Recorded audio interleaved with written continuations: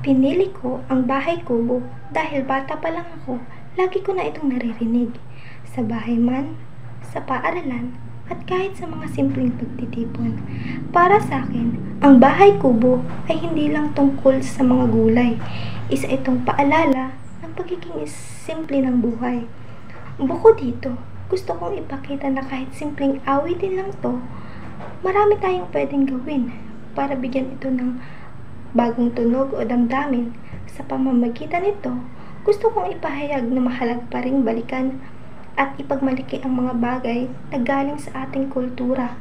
Lalo na sa ngayon, marami na apektuhan sa makabagong impluwensya.